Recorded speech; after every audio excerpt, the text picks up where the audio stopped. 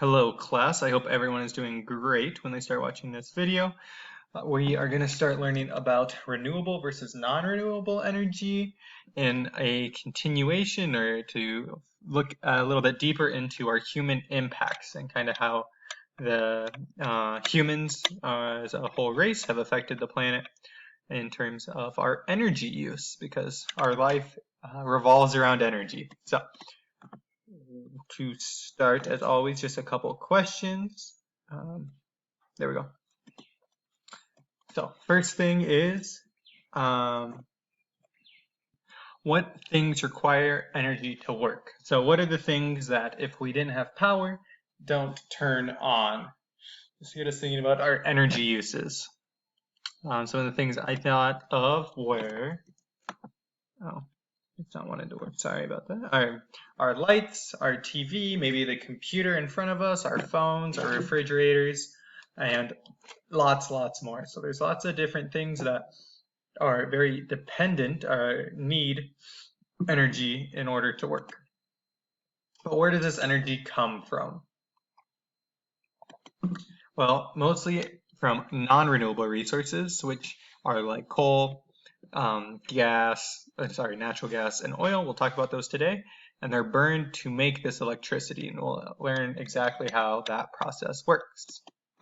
All right, so by the end of the day, we want to be able to define renewable and non-renewable energy and also list the pros and cons for each type of renewable. So we're going to focus a little bit more on renewable today, and then the rest of the week we'll be focusing on, we'll be focusing on non-renewable today. The rest of the week we'll be focusing on renewable. This is a good video to just quickly describe the difference between the two.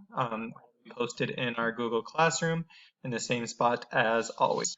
But to start, let's talk about renewable energy first. So with renewable energy, we're going to define it as a material or a renewable resource. We'll define as a materials that are replaced over a short amount of time.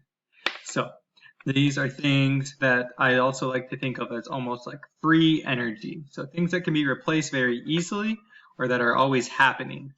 Common renewable energies are solar energy, wind, hydroelectric, biomass, geothermal, and wave energy. And to harness each type is a very different process, but every single one of these can be replaced over a short period of time. So if we, for example, use our solar energy, if we use the energy from the sun, it's always going to be replaced. The sun never really stops shining in millions of years. Eventually it will, but in our lifetimes and for a long time after, we will always have the sun.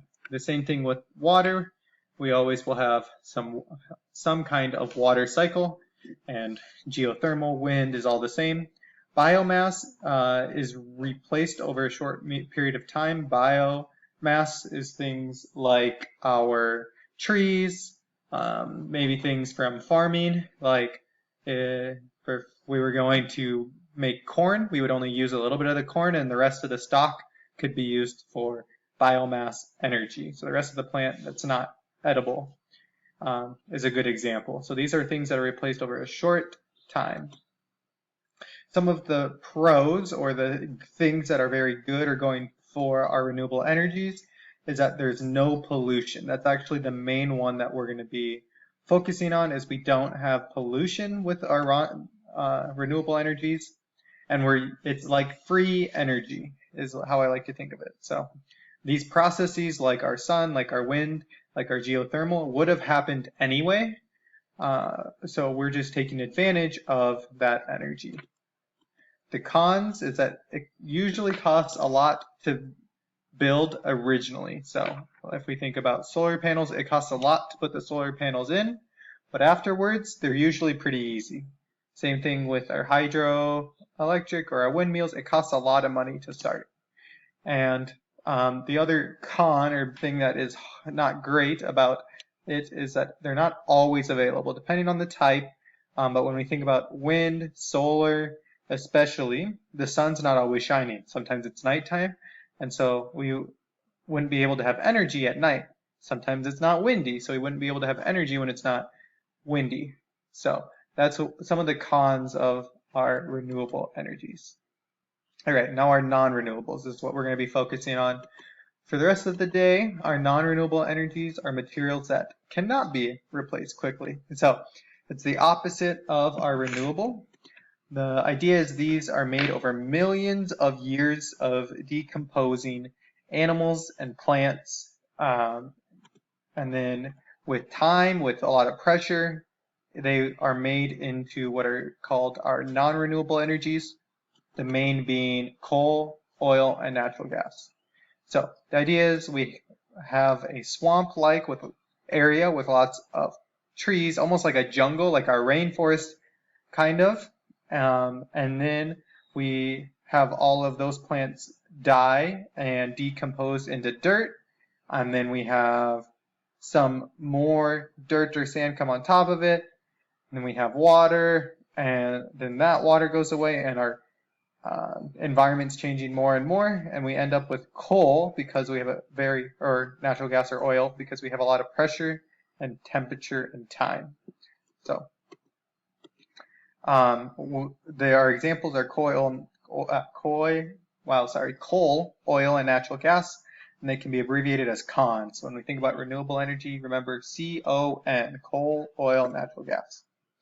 This is an interesting picture to show just where most of our energy comes from. So petroleum is another word for oil. So 35% of the energy this is, I think, for the United States at least, is from oil. This is 35%. Our coal produces 28%.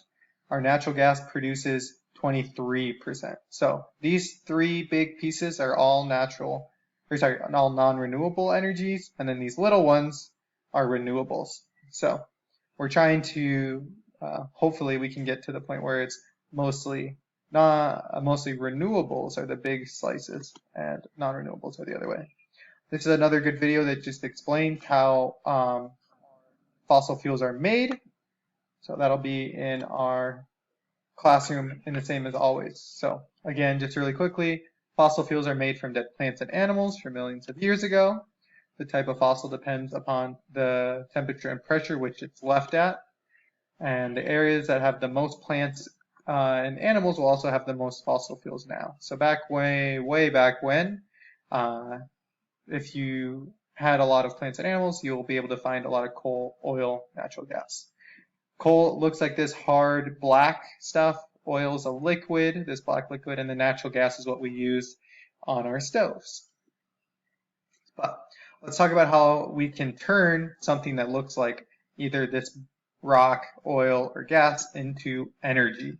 So for coal, oil, natural gas, it doesn't matter. We get the power from them by burning them, changing our water into steam. So this picture does a really good job. We have number one, this is for oil. It works the same for gas or for coal.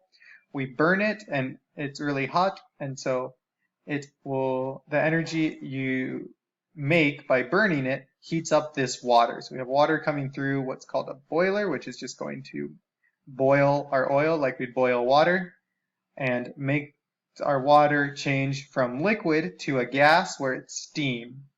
Once it's steam, it comes through and turns this turbine, which looks a lot like a windmill, has some fins that will turn as we have a lot of energy coming through here. And once this starts turning, it'll make this generator produce electricity.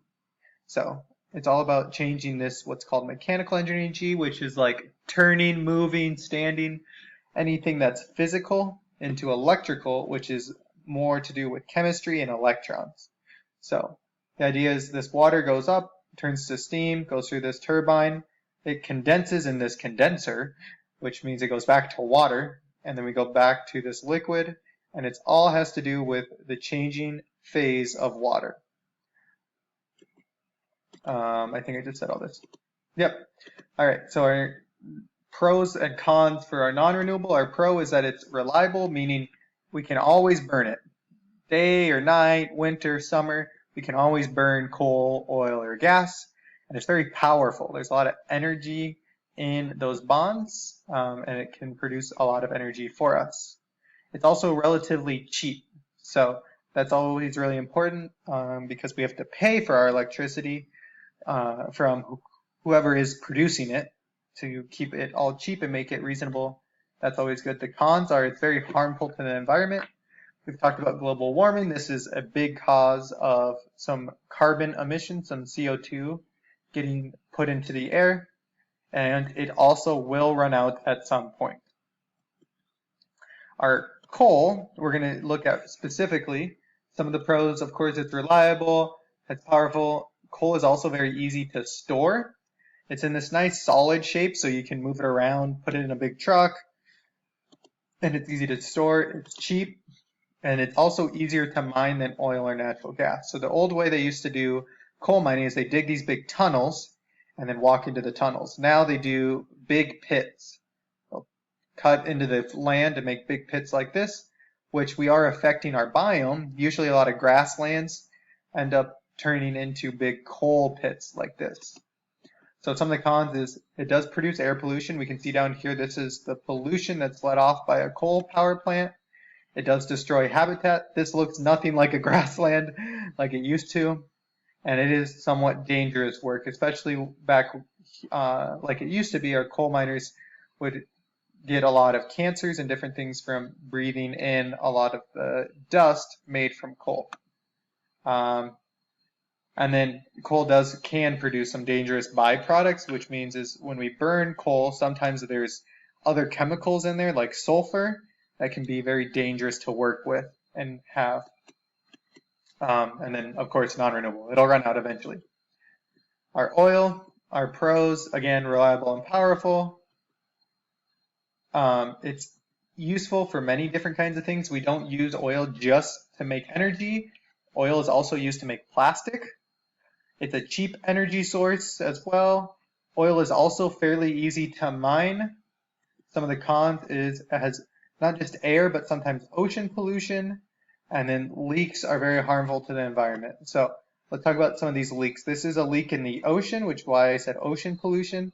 What happens is sometimes they'll be pulling oil out of the ground and something will break. One of the pipes will break. And so that lets all the oil out into the water or into the land, wherever it's at, and we are what's called have an oil spill. An oil spill which can really affect the environment, whether it's land, that we have all this oil on top of it, or it's in the water. Oil actually floats, so it'll be on top like that. The other interesting thing is that there's a lot of conflict with this, and there's even a lot of wars versus who can have the oil and who can sell it, and that causes just a lot of conflict because it is worth a lot of money. It's cheap, but if you have a lot of it, you can sell a lot of it. And so that's why there's some wars and conflict over it, and also non-renewable.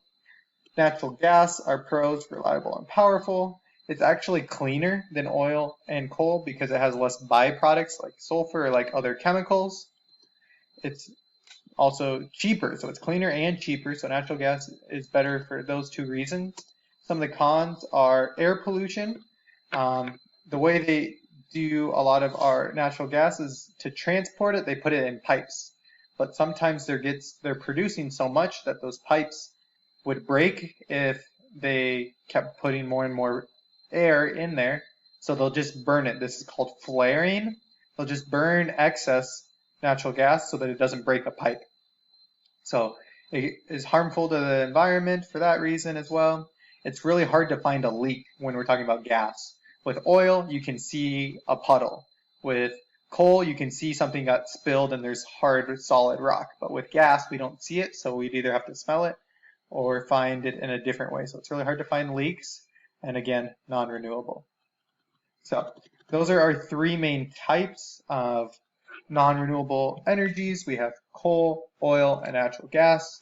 I encourage you guys to maybe even look a little bit more into this. It's very interesting to see and all the different issues and problems with this. I actually did a whole summer worth of research on the transportation of oil and natural gas mainly in these big pipes and how people could maybe come in and try to steal some of that oil and natural gas. But I hope this made sense, and if you guys have any questions, please let me know.